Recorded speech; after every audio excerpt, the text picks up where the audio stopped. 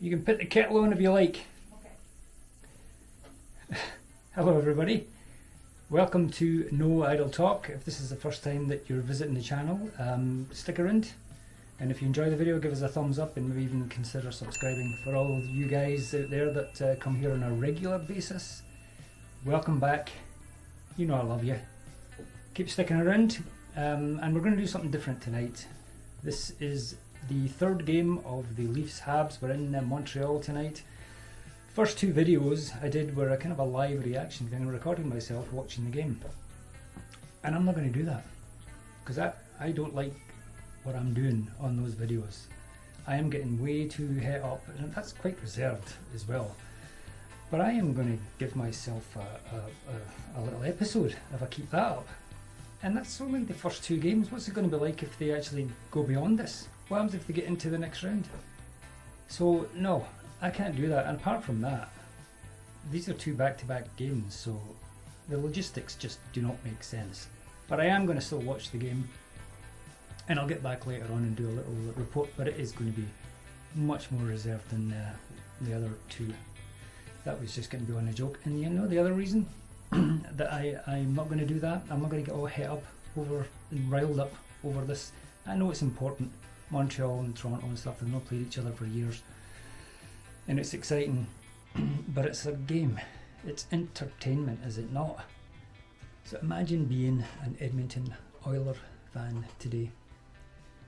Up 4-1, I don't know how long it was to, 10 minutes to go was it? Winnipeg comes back, ties it up, wins it in overtime. And those guys are jumping off cliffs right now. Now, stop, because I know what that's like. And you've still got a chance. Imagine what would happen if you did come back. Imagine how the Winnipeg fans would feel. Worse. So you've still got a chance. It's tough. Yes, I know, and you're probably out, but you've got the best player in the world. Let's see what he can do. What's it going to be like if things get further than this? And I know it's a difficult trophy, probably the most difficult trophy to win in all of sports. I used to think that the Tour de France was tough, and it is. But you know what, there's too many drug things going on there and steroids and stuff. But those guys, they're on a bike for 21 days cycling uphill, probably got hemorrhoids. It's tough, I realise. But the Stanley Cup is tougher than that.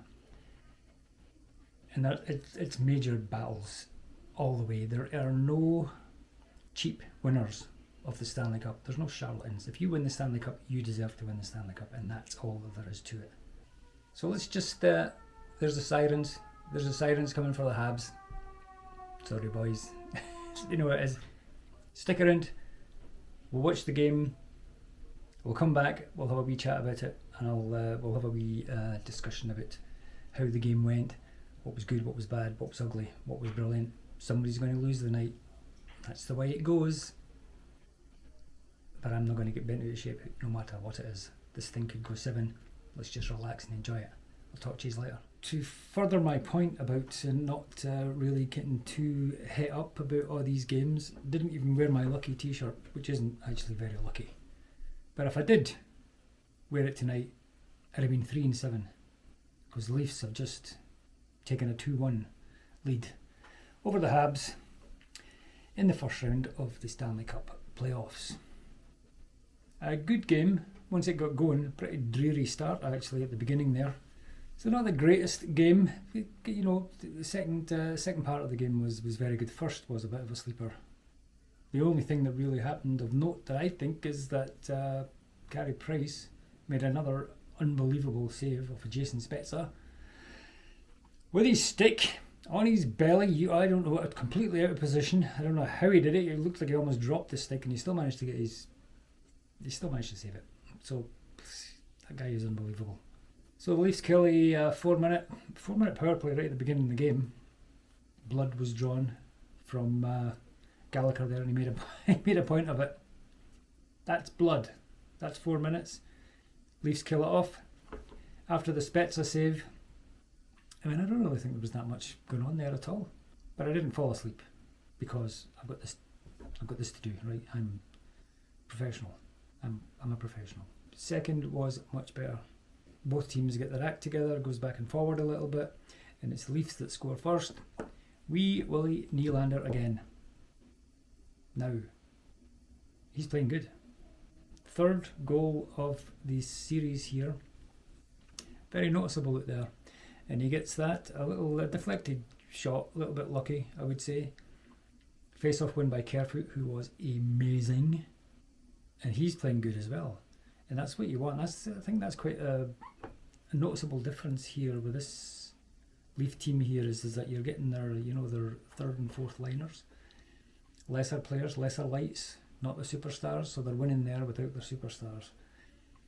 Nylander scores. It was the play before that is important to point out, because that was going to be an icing against the Leafs, and Zach Hyman skates his ass off to get it. Actually creates 3 or 4 chances for the Leafs. Matthews, Marner, Hyman himself. Price has to stand on his head to actually save it, and the resultant face-off in the Hab end, the Leafs win and score. So I'm going to give a virtual assist to Zach Hyman for the Nylander goal. That's the way I look at it anyway. And it was not too much longer after that, and it was, I would have to say it was against the run of play, that Suzuki revs the Canadians. That's Chris Cuthbert's famous line. He scores, kind of a long shot. I was a wee bit dubious about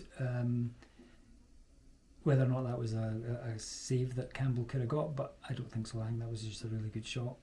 And the other thing is that they're giving Riley a hard time because he didn't step up on the play. I think that's what they were saying, and that's what they do all the time.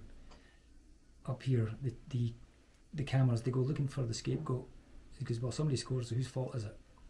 And they just pick somebody, and then the analysts go, and it's just, I think it's rather terrible. I think they might do it in football now as well, but they do it a lot in hockey. It's almost like, yeah, he scored, it was a great shot, but let's look for the guy that made the mistake and zone in on him, make him feel really bad. And thankfully for Morgan Riley, he gets them all to eat crow because he scores not that long after that. A nice little goal, beautiful feed from Mitch Marner, roofs it over Price, and I almost expected Price to get it because he'd been saving everything else. So 2-1 it finishes. That's the third period. There's nothing much going on. I think the Leafs are just better at closing those games out now. A little bit tense at the end when the Habs pulled the goalie. Looked like they were getting close, and they were. And Campbell was good. So both goalies very good tonight. For the Habs, that Caulfield, is it Caulfield? I think he looks like he's about 12 years old and about 5 foot nothing.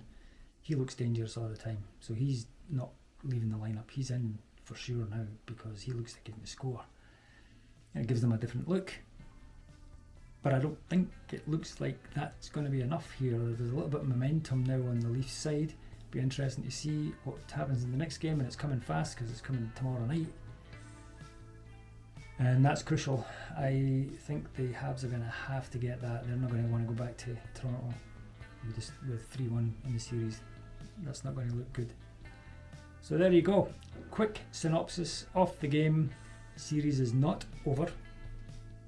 Habs win tomorrow night, 2-2, and we got 3 more games to play. Could go 6 or 7. I've said 6. Stick by that for right now. We'll see what happens. So there you go for game 3, Monday night in Montreal. Nobody there again, and it's really noticeable. It really is. It's just, I really wish you see some of the American games with some crowds in it and stuff. It looks really exciting, and nothing up here in Canada. If this game goes at least 6 games, I think they said something about letting a couple of thousand people in Montreal. I still don't think they're going to have any people here in Toronto, but even if it's 2,000 people allowed in to see Game 6, that's going to be better than nothing, right? That's it for this video. Game 3 is over. The Leafs are up 2-1. Habs are still in it.